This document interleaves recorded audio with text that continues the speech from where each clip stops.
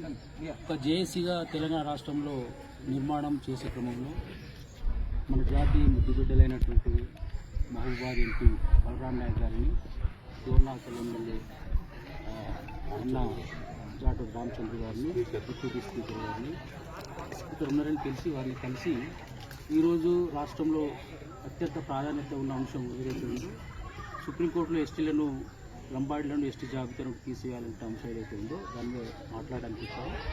వారు లంబాడీలకున్న ST reservation హోదాను కాపాడడానికి ప్రభుత్వ పరంగా వారు అన్ని చర్యలు తీసుకుంటున్నామని మాకు హామీ ఇవ్వడం జరిగింది. అది మాకు సంతోషాన్ని ఇచ్చింది. కానీ ఈ సందర్భంగా లంబాడీ జాతికి సమాజానికి కూడా తెలియాల్సిన అవసరం ఒకటి ఉంది. ఈ రాష్ట్రంలో మేము లంబాడీ జాతి బిడ్డలు కలిపిరు అంటున్నారు. మమ్మల్ని కలుపుడు కాదు. ఒకే రాష్ట్రంలో ఏరియా రిస్ట్రిక్షన్ అనేది ఒకటి ఉండే సమైక్య రాష్ట్రంలో ఒకటే సామాజిక సాంస్కృతిక జీవనం లైఫ్ స్టైల్ ఉన్నటువంటి వాళ్ళందరూ కూడా ఒకటే జాబితాలు ఉండాలని చెప్పేసి ఏరియా రిస్ట్రిక్షన్ ఏదైతే ఉందో దాన్ని ఎత్తేయాలని ఏరియా రిస్ట్రిక్షన్ రిమూవల్ యాక్ట్ 1976 ఆ యాక్ట్ తీసుకొచ్చి ఆ రిస్ట్రిక్షన్ తొలగించారు. రాజ్యాంగంలో కలిపే ప్రాసెస్ వేరే ఉంటుంది.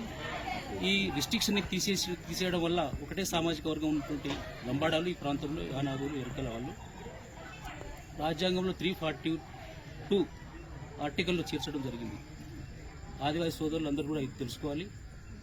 పూర్తి అవగాహన పెంచుకొని మాట్లాడితే బాగుంటుంది. తమకు ఏది తోస్తే అది మాట్లాడి గిరిజన తెగల మధ్య అశాంతి నెలకొల్పోతున్నది మేము చెప్తున్నాం. మాకు ప్రభుత్వం హామీ ఇస్తున్నట్టుగానే మాకు అనిపిస్తుంది. మా జాతి బిడ్డలు కూడా అదే చెప్తున్నారు.